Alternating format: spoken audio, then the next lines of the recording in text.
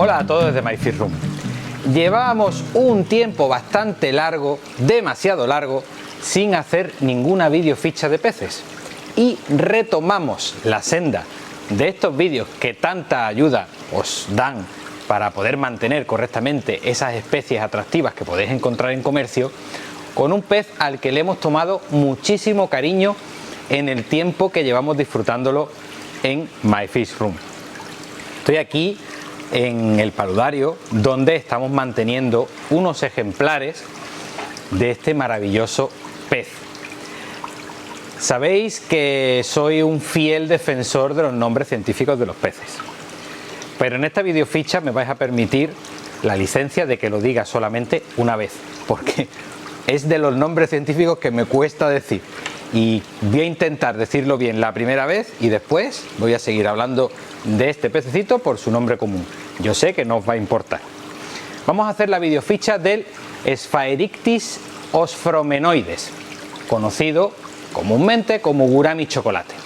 Tenemos aquí unos ejemplares que ya podemos decir que son casi adolescentes y que hemos criado desde un tamaño muy pequeño. Desde aquí dar gracias a la amiga Emilia, que fue la que con sus manos prodigiosas pudo reproducir y sigue reproduciendo estos peces en su domicilio, y en una visita que nos hizo nos trajo ejemplares en las navidades de 2022, o sea hace ya unos 5, casi 6 meses, unos ejemplares bastante pequeñitos, alevincitos, y los hemos ido criando y ya tienen un tamañito de unos 2-3 centímetros, incluso algunos un poquito más. Estáis viendo una instalación que podría ser el tipo para poder mantener correctamente estos peces, pero no nos vamos a adelantar porque eso lo vamos a ir viendo un poquito más adelante en el transcurso de esta videoficha. Hecho las presentaciones, vamos a meternos en la descripción de este pez tan bonito, gurami chocolate. Estamos ante un pez de tamaño mediano, pero no demasiado grande, entre 4 y 6 centímetros y medio. Un pez que tiene una cromática muy llamativa, de ahí su nombre, chocolate. Tiene un color marrón que puede variar según la locación de la que provenga la población que mantengamos. Siendo de la misma especie, puede haber distintas cromáticas. Ese marrón puede ser más rojizo o incluso tener reflejos azulados en las aletas. Aparte, tenemos también cromáticamente las bandas de color dorado características de esta especie. Vamos a encontrar una banda justo detrás de la cabeza, que va a ir desde el dorso hasta la parte ventral, una línea completa.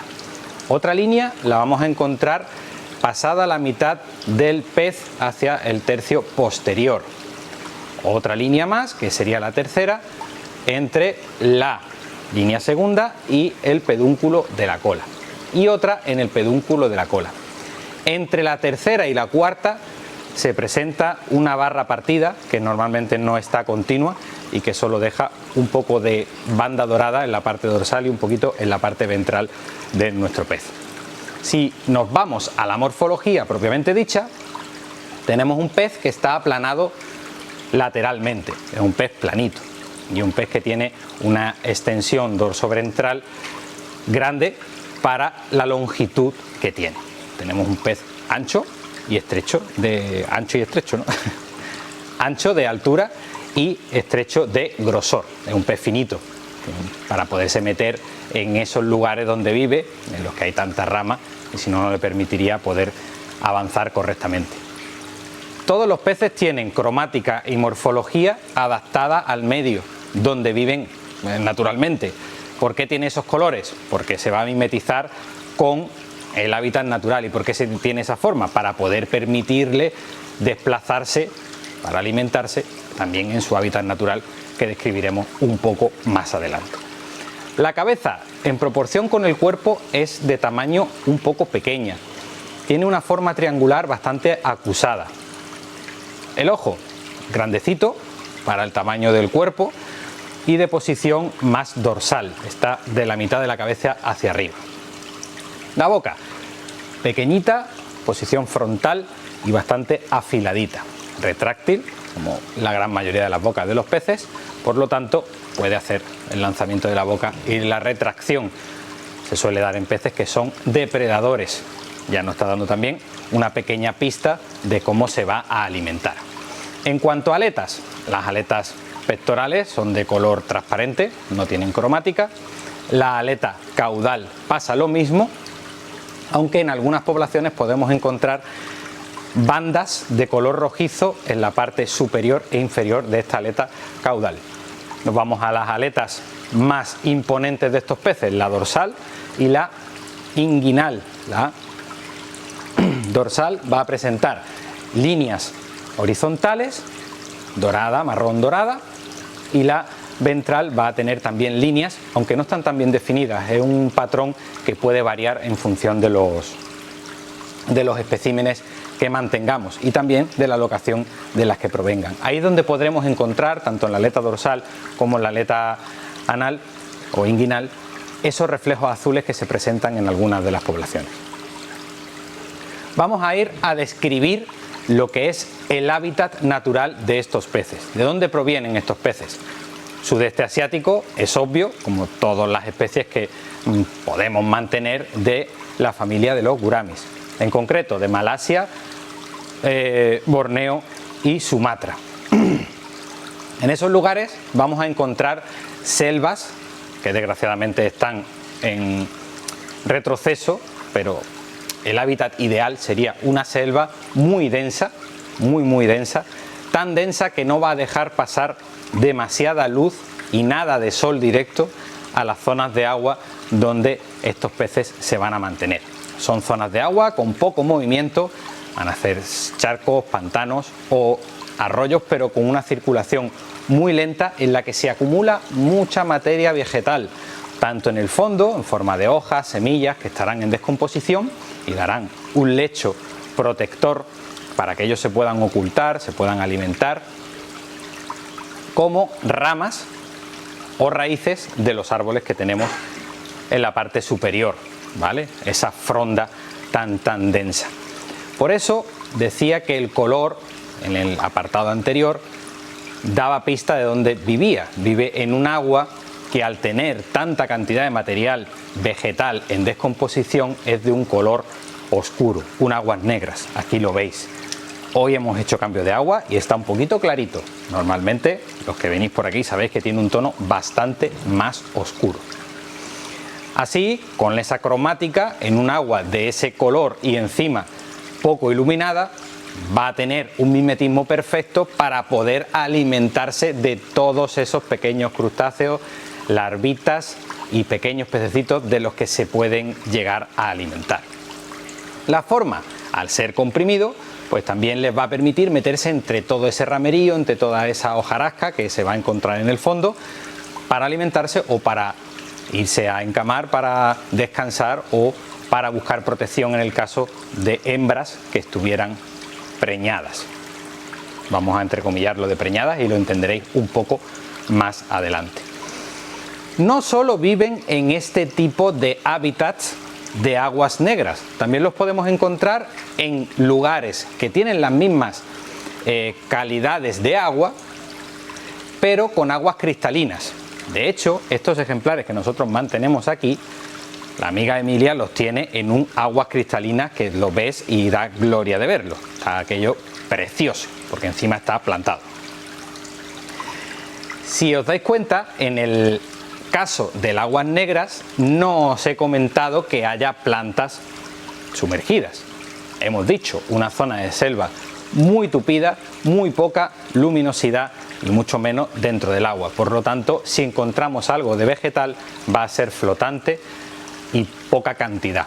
En el caso de aguas cristalinas, sí vamos a encontrar algunos tipos de plantas. Por supuesto, cristocorines, pero también eleocaris, barclayas, blixas, que van a dar, aparte de esas ramas o esas hojas que pudiera haber en el caso del aguas negras, con el vegetal van a tener ellos la cobertura para poderse alimentar, hacer su ciclo de reproductivo y para que se protejan sus alevines. ¿Qué química del agua nos encontramos en estos lugares donde habitan nuestros guramis chocolates. Son aguas muy extremas. Temperatura entre 26-30, 24-30 grados. Pero lo heavy es la cantidad de minerales disueltos que hay en el agua, que son muy bajos. Tened en cuenta que el suelo que rodea todos esos lugares inundados que ellos habitan son muy turbosos y eso va a dar al agua muy poco mineral disuelto, pero sí muchísima acidez. En cuanto a TDS, podemos encontrar TDS de 0 hasta 50, que es bastante bajo, muy bajo. GH entre 1 y 3, pero es que el pH es de 3,5 a 5,5. Brutal, ¿vale? Nosotros aquí estamos consiguiendo estar en la horquilla alta de esos valores.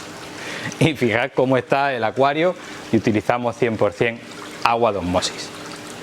Bueno, conocemos la procedencia de estos peces, su morfología, y ahora toca pensar cómo los podemos mantener.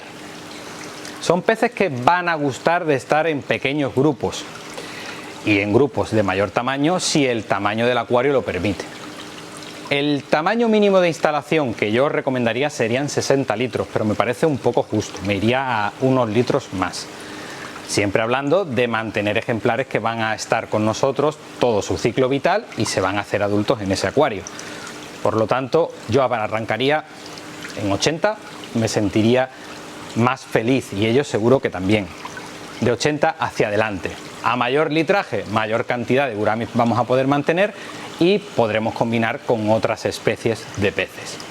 El montaje va a ser sencillo, vamos a poner un lecho, normalmente pondremos arena, por si queremos poner algún habitante que vaya por la zona baja del acuario, aunque ahora veréis que tendremos que ser muy cautelosos a la hora de elegir sus compañeros porque son peces bastante tímidos.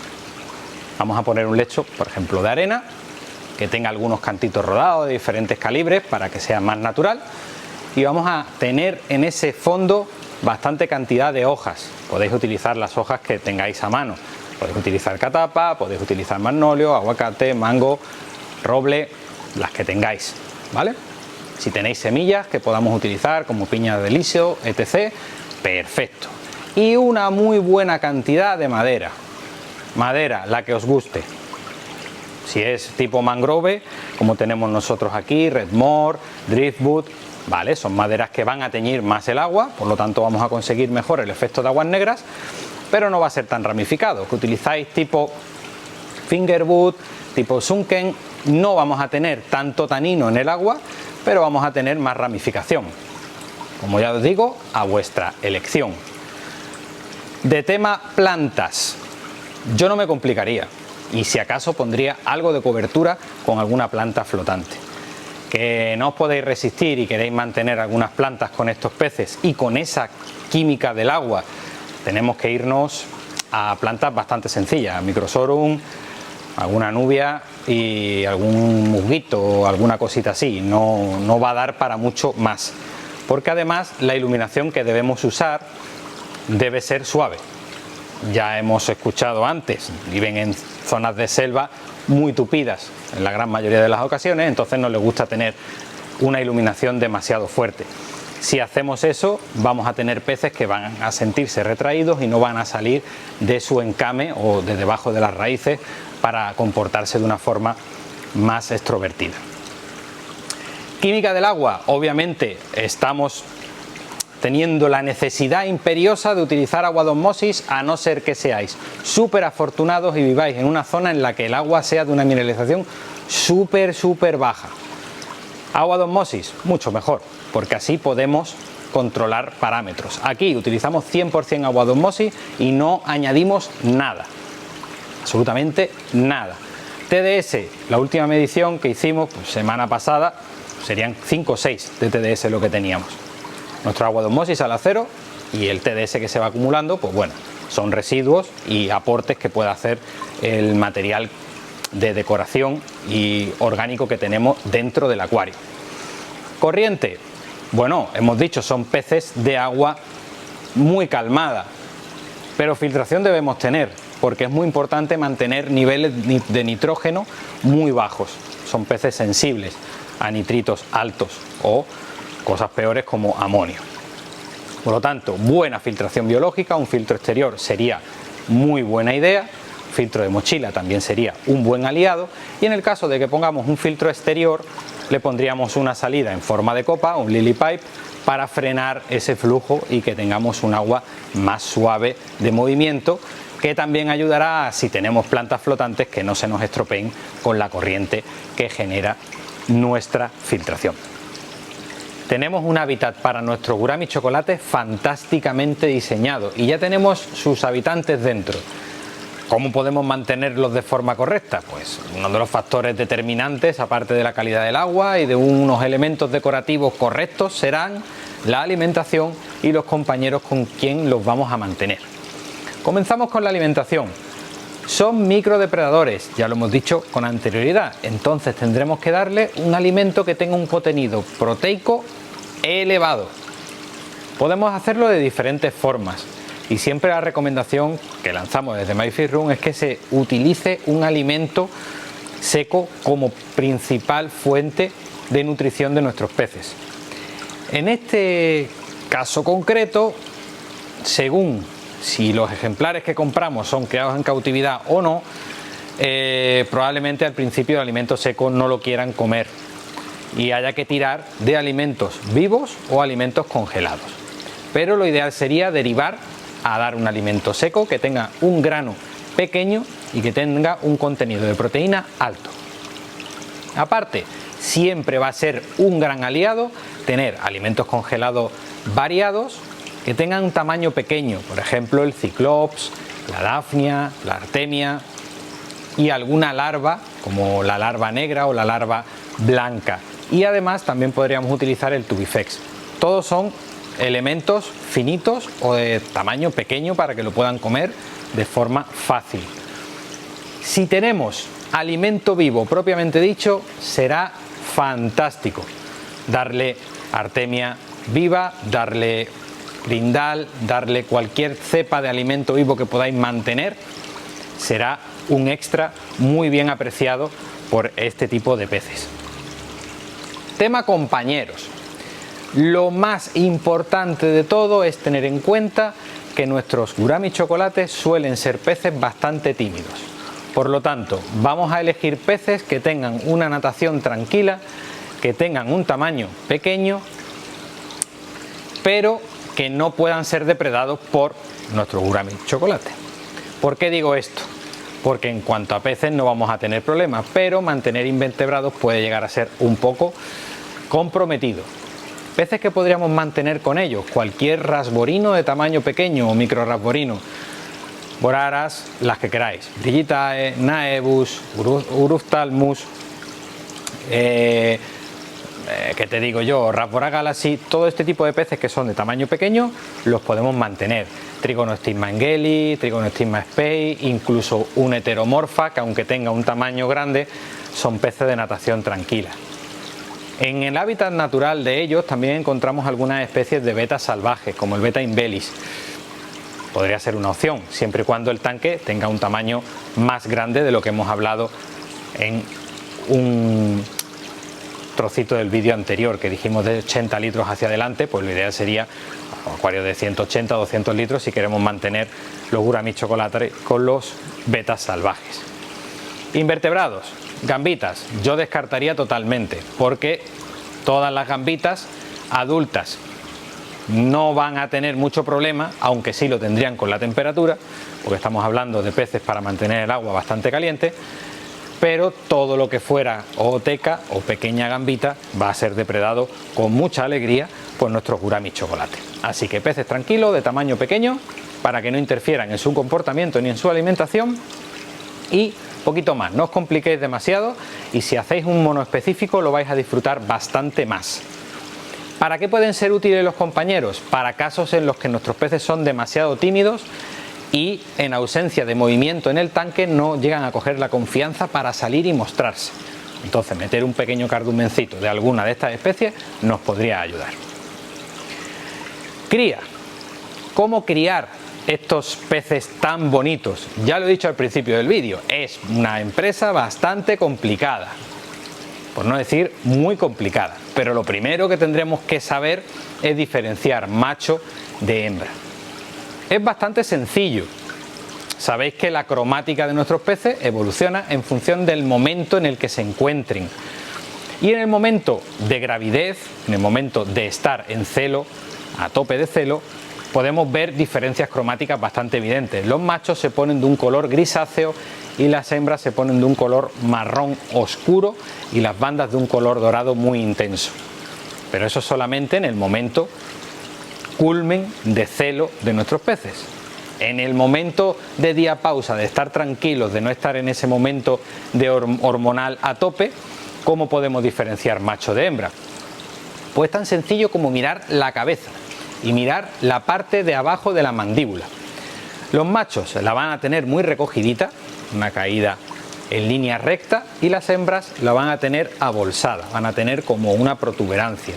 Es una protuberancia cutánea que va a ser el lugar donde ellas acojan e incuben los huevos, porque estos guramis son incubadores bucales maternales. Hay laberíntidos que utilizan la técnica de la incubación bucal, pero muchos de ellos, casi todos, son de incubación parental, incuba el padre, pero el gurami chocolate, el Sphraenix osfromenoides, lo hace la hembra. Entonces muy fácil de diferenciar macho de hembra. ¿Cómo es la cría? Al final el cortejo y el enlace es similar a otros laberíntidos que ya conocéis como betas o otros tipos de gurami. Va a haber un abrazo, la hembra va a poner huevo, el macho va a fecundar y el huevo va a caer al fondo del tanque donde lo tengamos o al suelo del estanque, del charco, de la laguna, del pantano donde vivan. La hembra va a ir, lo va a recoger y lo va a mantener en la boca. El tiempo de incubación va a estar entre 7 y 20 días. Transcurrido ese tiempo van a nacer alevines que van a tener natación libre bastante pronto, pero siempre van a seguir buscando la protección de la boca de la madre como medida de seguridad. Van a salir a nadar, pero si hay algún peligro la hembra va a abrir la boca y ¡rum!, se los va a meter de nuevo ahí. Este modo de reproducción tiene la desventaja de que las puestas no son de gran tamaño, pero tiene la ventaja de que tiene una supervivencia de los alevines bastante más grande, porque al tener la protección del cuerpo de la madre hay más posibilidades de que esos pequeños guramis salgan adelante. Si hemos conseguido que nuestra hembra se ove, que nuestra hembra haga la puesta, que el macho la abrace, que fecunde, que incube los huevos y que esos huevos eclosionen, pues bueno, tenemos ahora la tarea, que no es sencilla, de alimentar estos pequeños pececitos. Para ello vamos a necesitar sí o sí alimento vivo y sería lo más fácil el nauplio de Artemia. En el mercado hay soluciones que os pueden facilitar mucho la vida. En concreto hay un alimento de Ocean Nutrition, que lo tengo aquí, esto no estaba preparado, pero bueno, que es el Instant Baby Shrimp, ¿vale? Que estos son nauplios de Artemia recién eclosionados que se cuecen y se conservan. Entonces tenemos intacta la proteína, el tamaño del nauplio de Artemia, pero no tenemos la necesidad de estar eclosionándolo continuamente, que puede llegar a ser un poco engorroso. También nos puede servir para ese momento en el que no nos eclosiona la Artemia a la velocidad que queríamos y entre tanda y tanda de Artemia, porque no podemos a lo mejor tener dos tandas con un día de diferencia, nos quedamos sin Artemia. Para todos esos casos también os puede servir. Una vez abierto se puede conservar en la nevera y si tenéis un grupito de alevines simpáticos, este botecito dura un plis. Pero es muy importante darle ese alimento que sea de tamaño adecuado, como este, y hacer cambios de agua continuos. O sea, lo sabéis que para todos los peces que estemos criando y queramos hacer crecer rápido y adecuadamente, necesitamos hacer cambios de agua continuos. Si hacéis cambios de agua todos los días o cada 2 días será fantástico. Si vais a hacer esto, obviamente mucho cuidadito de no aspirarlos, porque tienen un tamaño muy pequeño. Conforme vayan creciendo, pues bueno, podremos ir derivando la alimentación a este tipo o alimento congelado y más adelante el granulado. El ejemplo lo tenéis con los que tenemos aquí. Nosotros cuando llegaron empezamos a darles esto, porque no tenemos tiempo ni lugar para poder hacer la eclosión de la artemia, y os decimos que han crecido muy bien y a día de hoy comen lo que le tires, da igual, le tiras esto, se lo comen, le tiras alimento en granulado, se lo comen, le tiras otro congelado, se lo comen, o sea que son auténticas pirañitas. Pues ya sabéis, si queréis mantener este tipo de peces, tenéis toda la información en este vídeo. Es un pez que puede dar muchas satisfacciones, pero si no tenéis en cuenta todos los puntos claves que se han ido detallando en el vídeo, seguramente no os funcione. Si lo vais a mantener en un acuario en el que la química no sea la adecuada, va a enfermar rápidamente y va a morir. Si va a estar acompañado de peces que sean demasiado activos o nerviosos, no lo van a dejar alimentarse, se va a estresar y se va a morir. Si lo tenéis en un número inadecuado, se estresará y morirá. Así que tomároslo muy en serio, es un pez delicado y necesita de nuestra total atención.